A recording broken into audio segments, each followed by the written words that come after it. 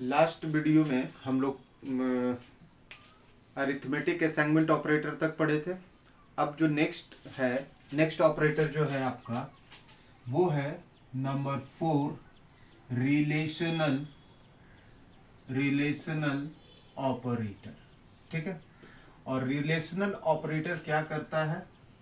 Relational expression बनाता है और relational expression will return true or false value. ठीक है ना? जैसे इसमें कौन कौन से ऑपरेटर हैं? तो greater than, less than, greater than equal to, less than equal to and not equal to. ठीक है, इसको एक एक करके हम लोग समझते हैं। यहाँ पे ये जो है आपका ग्रेटर देन इक्वल टू, इसको हम लोग पढ़ते हैं ग्रेटर देन और इक्वल टू। मतलब इसमें दो ऑपरेटर एक साथ में लगा हुआ। ग्रेटर देन अगर हुआ तो भी सही होगा, इक्वल टू हुआ फिर भी सही होगा। ठीक है, उसी तरह से इसमें भी है आपका लेस देन और इक्वल टू। सिमिलरली जैसे कि अभी हम लोग इसमें पढ़ा है ना, इक्वल टू, कि अगर ग्रेटर देन हुआ तो भी सही होगा, इक्वल टू होगा तो भी सही होगा। यहाँ पे भी लेस देन होगा तो भी सही होगा, इक्वल टू होगा तो भी सही होगा। एक टेबल से हम लोग इसको समझते हैं। A B, A is greater than B, A is less than B, A greater than equal to B, A less than equal to B, A equal to B, A not equal to B. ठीक है, अब यहाँ पर एक value put करके देखते हैं। यहाँ पे 5 कर दीजिए, यहाँ पे 2। 5 is greater than 2, 5 is less than 2, 5 is greater than equals to 2, 5 is less than equals to 2, 5 is equal to 2, 5 is not equal to 2।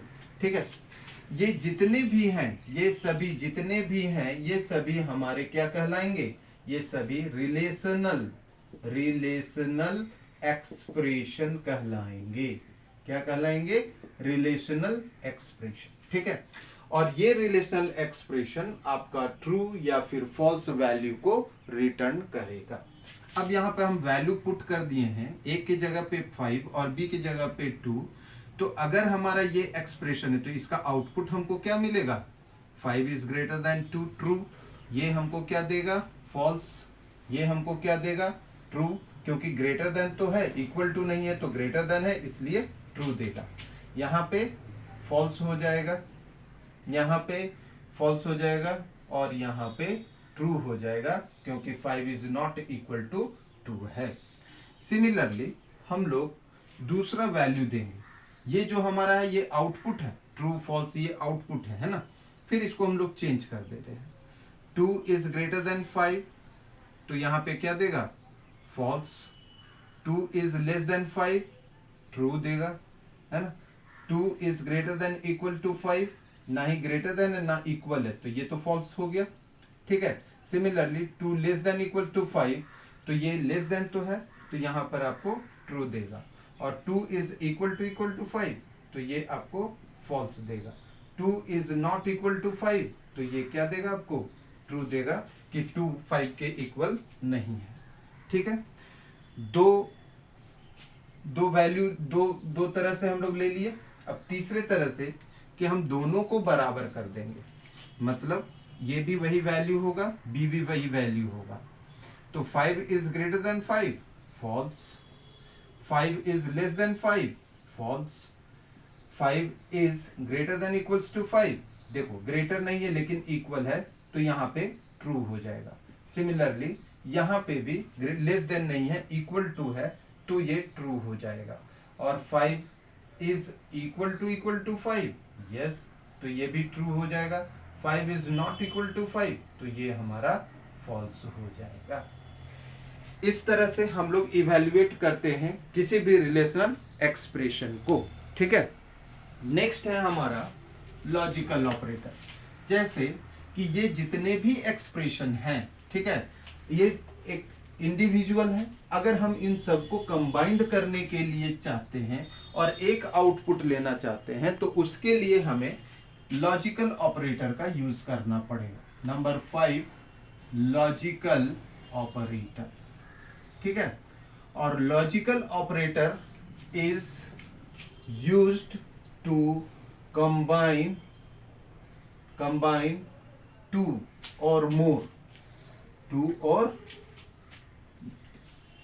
और मोर रिलेशनल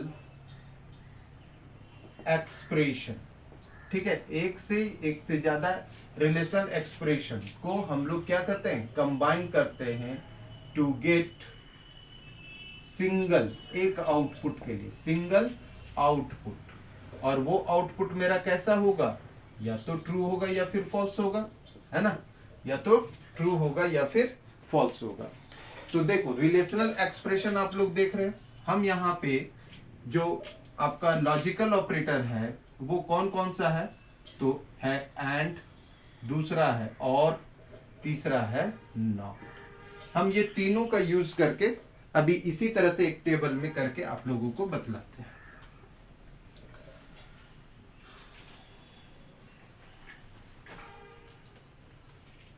देखो एक एक्सप्रेशन ले लेते हैं a is greater then b, और दूसरा expression ले लेते हैं a is greater then c, और ये दोनों को कंबाइन कर देते हैं a is greater then b and a is greater then c, ठीक है। यहां पे क्या है कि ये देखो ये क्या रिटर्न करेगा, ट्रू या फिर फॉल्स, ये भी ट्रू या फिर फॉल्स। तो हम लोग पहला कंडीशन ले लेते कि अगर दोनों एक्सप्रेशन ट्रू है तो यहाँ पे ट्रू होगा। ये एंड का मतलब क्या हुआ, अगर हिंदी में बोले तो क्या मतलब आता है, और का मतलब क्या है कि अगर दोनों ही ट्रू होगा तो एक्सप्रेशन हमारा ट्रू रिटर्न करेगा। अगर दोनों ही ट्रू होगा तब ये पूरा एक्सप्रेशन ट्रू रिटर्न करेगा, अदरवाइज फॉल्स रिटर्न करेगा। अदरवाइज में क्या हो गया, जैसे मान लो कि ये फॉल्स है और ये फॉल्स, ये अगर ट्रू है, दो में से एक ट्रू एक फॉल्स हो गया तो हमको ये फॉल्स ही रिटर्न करेगा। ये ट्रू हो गया, ये फॉल्स हो गया, ठीक है, तो भी ये हमारा क्या रिटर्न करेगा, फॉल्स रिटर्न करेगा। अगर दोनों ही फॉल्स हो गया, है ना, अगर दोनों ही फॉल्स हो गया तो फिर ये हमारा फॉल्स रिटर्न करेगा, ठीक है। दूसरा एक्सप्रेशन हम इसी में ऐड कर रहे हैं, है ना, क्या है, a is greater then b और a is greater then c। यहाँ और का हिंदी में मतलब क्या हो गया, या, और या का मतलब क्या हो गया कि दोनों में से कोई एक। अगर दो में से कोई एक ट्रू हो जाता है तो हमारा पूरा ये एक्सप्रेशन ट्रू हो जाएगा। जैसे ट्रू ट्रू, तो यहाँ पर भी ट्रू हो गया।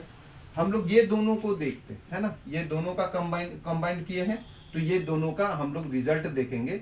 अगर ये ट्रू है, ये ट्रू है, तो ये भी आपको ट्रू देगा। ये फॉल्स है, ये ट्रू है, तो दो में से एक ट्रू है तो आपको ट्रू रिजल्ट देगा, ठीक है। और अगर ये ट्रू है, ये फॉल्स है, तो भी यहाँ पे आपको क्या मिलेगा, ट्रू मिलेगा। अगर ये फॉल्स है, ये फॉल्स है, दोनों फॉल्स होने पे ही ये आपको फॉल्स देगा, ठीक है। नेक्स्ट है आपका नॉट। जैसे कि मान लीजिए किसी भी एक्सप्रेशन में, है ना, अगर एक्सप्रेशन है और इसके साथ में आप नॉट ऑपरेटर को लगा देते हैं, नॉट एक्सप्रेशन, ठीक है, तो अगर ये एक्सप्रेशन हमारा ट्रू है तो नॉट का मतलब क्या हो गया, जस्ट अपोजिट, उसका उल्टा। तो अगर ये ट्रू है तो ये क्या दे देगा आपको, फॉल्स दे देगा, और अगर ये फॉल्स है तो ये आपको क्या दे देगा, ट्रू दे देगा, ठीक है ना। तो आपका रिजल्ट जो है ये नॉट में अगर ट्रू है तो फॉल्स, और फॉल्स है तो ट्रू, और बाकी ये सारे एक्सप्रेशन है। ये दो जो भी एक्सप्रेशन जिसमें हम लोग लॉजिकल ऑपरेटर को यूज करते हैं उसको हम लोग क्या बोलेंगे, लॉजिकल एक्सप्रेशन बोलते हैं। क्या बोलेंगे, लॉजिकल एक्सप्रेशन, ठीक है।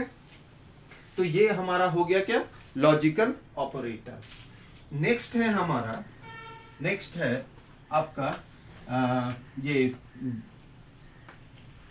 आइडेंटिटी ऑपरेटर, ठीक है, जिसमें दो ऑपरेटर आते हैं, एक है इज और एक है नॉट, इज नॉट, ठीक है। इसको हम लोग क्या बोलेंगे, आइडेंटिटी, आइडेंटिटी ऑपरेटर, ठीक है, आइडेंटिटी ऑपरेटर, ठीक है। देखो, जब हम दो वेरिएबल, इसमें दो ऑपरेटर है, पहला है इज और दूसरा है इज नॉट, ठीक है, एंड इट रिटर्न्स ट्रू और फॉल्स।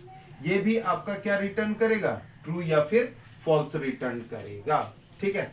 ये कैसे काम करता है, देखो, अगर हम लोग किसी वेरिएबल a में 10 डाले और b में भी 10 डाले, ठीक है, यहां पे दोनों सेम वैल्यू है, इसलिए यहां पे इज ऑपरेटर नहीं लग रहा है ना। जैसे मान लो कि A C equals to A is B कर दिया, तो ये क्या रिटर्न करेगा, अगर आप इसको प्रिंट करवाएंगे तो ये आपको प्रिंट करेगा ट्रू, ठीक है, क्या प्रिंट करेगा, ट्रू। ये आउटपुट इसका हुआ। अब ये क्यों किया, इसकी वजह ये है कि a इज इक्वल्स टू जो हम लोग मेमोरी का एलोकेशन किए है ना, और b इक्वल्स टू जो किए, ये इसका इसी मेमोरी को एड्रेस कर रहा है, ठीक है ना। दोनों वेरिएबल एक ही मेमोरी एड्रेस को एड्रेस कर रहा है, इसीलिए यहां पर a is b true they रहा है, ठीक है। अगर ये दोनों, मान लीजिए कि अगर दूसरा एक एग्जांपल और लेते हैं, ठीक है, example number 2, a is equals to 10 और b इज इक्वल्स टू 15 कर दिया, तो यहां पे वैल्यू चेंज हो गया, तो दोनों सेम मेमोरी एड्रेस को नहीं एड्रेस करेगा, है ना। तो यहां पर a इज इक्वल्स टू 10 अलग मेमोरी एलोकेशन हो गया, b इक्वल्स टू अलग मेमोरी एलोकेशन हो गया, और जब a c equal to a is b करेंगे तो ये आपको क्या दे देगा, फॉल्स दे देगा, ठीक है ना। तो ये दो ऑपरेंड के बीच में एक इसको यूज करेंगे, आइडेंटिटी ऑपरेटर, इज या इज नॉट। अगर दोनों सेम मेमोरी एड्रेस को एड्रेस कर रहा है तो रिजल्ट ट्रू देगा, और दोनों अलग अलग मेमोरी को एड्रेस कर रहा है तो यहां पर इज ऑपरेटर आपको फॉल्स दे देगा, ठीक है ना। तो ये आपका कौन सा ऑपरेटर हो गया, इज। और जस्ट इज नॉट, तो अगर इज नॉट होगा, जैसे इसी एग्जांपल में समझे, क्लियर हो जाएगा। अगर हम लोग यहां पर इज और यहां पर इज नॉट लगा दें, इज नॉट बी, याद रखना स्पेस जरूर होना चाहिए बीच में, है ना। अगर हम इज नॉट लगाए, ठीक है, तो दोनों तो सेम मेमोरी एड्रेस को कर रहा है, तो ये यहां पे क्या दे देगा, फॉल्स दे देगा, है ना। यहां पे कहता है ये कि अगर दोनों अलग अलग मेमोरी एड्रेस को एड्रेस कर रहा है तो ये is not false, is not true देगा, और अगर दोनों अलग अलग मेमोरी एड्रेस को एड्रेस कर रहा है तो ये आपको ट्रू देगा। फिर से समझो, ये दोनों अगर अलग अलग मेमोरी एड्रेस को एड्रेस कर रहा है, ए और बी अगर दोनों अलग अलग मेमोरी एड्रेस को एड्रेस कर रहा है तो इज नॉट ऑपरेटर ट्रू देगा, और दोनों अगर सेम मेमोरी एड्रेस को एड्रेस कर रहा है तो दोनों क्या देगा, फॉल्स देगा। जैसे यहां पे ये दोनों सेम मेमोरी एड्रेस को एड्रेस कर रहा है तो इसका रिजल्ट क्या मिला, फॉल्स। यहां पे दोनों अलग अलग कर रहा है, और अगर हम यहां पे इज नॉट बी लिखते हैं तो ये हमको जब आप प्रिंट करवाएंगे सी को तो ये आपको क्या देगा, ट्रू देगा, क्योंकि दोनों अलग अलग है। अब देखो कि हम लोग कैसे पता करेंगे कि दोनों अलग अलग मेमोरी एड्रेस को एड्रेस कर रहा है या सेम मेमोरी एड्रेस को एड्रेस कर रहा है। तो उसके लिए एक फंक्शन है ना, फंक्शन है कौन सा, तो आप प्रिंट करवाइए, देखो, to get memory address of variable, ठीक है ना। तो पाइथन में एक फंक्शन है और वो फंक्शन है प्रिंट आईडी, है ना। अगर आप आईडी ए करेंगे तो ए का मेमोरी एड्रेस देगा, और यदि आईडी बी करेंगे तो बी का मेमोरी एड्रेस देगा। ये दोनों क्या देगा, memory address of A and B, ठीक है, तो ये आपका हो गया कौन सा ऑपरेटर, आइडेंटिटी ऑपरेटर। नेक्स्ट है आपका, और वो लास्ट आपका बिट वाइज ऑपरेटर। ठीक है, बिट वाइज ऑपरेटर भी आपका वैसे ही काम करता है जिस तरह से आपका लॉजिकल ऑपरेटर काम करता है ना। इसमें भी वो सारे ऑपरेटर्स वही होंगे, ठीक है, लेकिन दोनों में अंतर क्या है कि आपका जो लॉजिकल ऑपरेटर एंड और नॉट है वो सभी कैसे काम करता है, वैल्यू पे, और जो बिट वाइज ऑपरेटर है उसी वैल्यू का बिट में जो रिप्रेजेंटेशन होगा उस पे उसका वर्क होगा, यानी कि बिट पे काम करेगा। जो वैल्यू का बिट में जो रिप्रेजेंटेशन होगा, बिट्स में, जैसे 012 को हम 01 को हम लोग बिट ये बाइनरी वैल्यू बोलते हैं। तो जो वेरिएबल के वैल्यू का बाइनरी वैल्यू होगा उसको इवेल्युएट करेगा। जैसे इसमें है bit wise operator, bit wise operator, इसमें कौन कौन सा है, एंड, इसको हम लोग बोलते हैं बिट वाइज एंड, ठीक है, बिट वाइज एंड। और इसमें फिर एक वर्टिकल लाइन जो आपका शिफ्ट बटन के ऊपर में रहेगा, वहां पे इसको हम लोग क्या बोलेंगे, बिट वाइज और, ठीक है। और ये जो है आपका, ठीक है ना, इसको हम लोग बोलेंगे बिट वाइज XOR, ठीक है। और ये आपका हो गया बिट वाइज कॉम्प्लीमेंट, ठीक है, इसको हम लोग बोलेंगे बिट वाइज कॉम्प्लीमेंट। जैसे कि अगर एक एग्जांपल ले लेते हैं, है ना, आपका A एक एक्सप्रेशन हो गया, B या फिर आप ऐसे करो, ऑपरेंड 1, ऑपरेंड 2 और ऑपरेंड 1, ठीक है, और एम्परसेंट ऑपरेंड 2, यानी कि operand 1 bit wise and operator लगाया, ऑपरेंड 2 ऑपरेंड 1, ठीक है, वर्टिकल लाइन ऑपरेंड 2, ये हमारा बिट वाइज और हो गया। फिर ऑपरेंड 1 XOR ऑपरेंड 2, यहां पे बिट वाइज कॉम्प्लीमेंट है तो ये किसी एक ऑपरेंड पे काम करेगा, ऑपरेंड 1 पे लगा दिया, ठीक है। अब देखो कि जैसे हम लोग एंड में क्या करते थे कि अगर ट्रू हुआ और दोनों एक्सप्रेशन अगर ट्रू हुआ तो फाइनल जो कॉम्बिनेशन वाला ऑपरेटर है वो भी ट्रू हो जाता था। ट्रू का मतलब यहाँ पे 1 समझेंगे, है ना, तो ये 1 हो गया, और फॉल्स का मतलब आप 0 समझिए। बाइनरी में ट्रू का मतलब 1 और फॉल्स का मतलब 0, ठीक है। तो अगर ये ऑपरेंड हमारा, ठीक है, फॉल्स है तो ये एंड है तो एंड में 0 ही आएगा, और में भी 0 होगा, ठीक है, XOR में भी आपका 0 हो जाएगा, और इसका कॉम्प्लीमेंट है तो 0 का कॉम्प्लीमेंट आपका 1 हो जाएगा, है ना। फिर यहाँ पे अगर हम 1 ले लें, ये 0 ले लें, तो दो में से एक अगर 1 है तो यहाँ पे 0 ही होगा, और में 1 होगा, और यहाँ पे भी 1 हो जाएगा। यहाँ पे 1 है, 0 है, ये 1 है, तो आपका ये वैल्यू क्या देगा, 0 देगा, यहाँ पे 1 देगा, ये 1 देगा, और यहाँ पर देखो ये है 1 तो इसका कॉम्प्लीमेंट हो जाएगा 0, ये है 0 तो इसका कॉम्प्लीमेंट हो जाएगा 1, और अगर दोनों ही 1 है, ठीक है ना, 1 1 तो यहाँ पे 1 देगा, ये भी 1 देगा, ये 0 देगा। XOR में जब दोनों वैल्यू सेम होगा, यानी क्या कि 1 1 तो यहाँ पे 0 आएगा, ठीक है ना, 1 1 में 0 आएगा। और देखो यहाँ पे आपका 1 है तो इसका कॉम्प्लीमेंट क्या हो जाएगा, 0 हो जाएगा। अब किसी भी वैल्यू का बाइनरी अगर हम लोग निकालना चाहते हैं, जैसे A इक्वल्स टू 13 और B इक्वल्स टू 12 और C इज इक्वल्स टू, ये एग्जाम्पल है, करके देखना आप लोग, है ना, प्रैक्टिकल करके देखना। A और एम्परसेंट यानी कि बिट वाइज एंड B कर दिया, ठीक है। अब A और B का बाइनरी रिप्रेजेंटेशन अगर हम लोग चाहते हैं तो उसके लिए भी पाइथन में फंक्शन है, ठीक है, binary value of any decimal value, decimal value हम लोग किसको बोल रहे हैं, 12, 13, 14 ये सब का।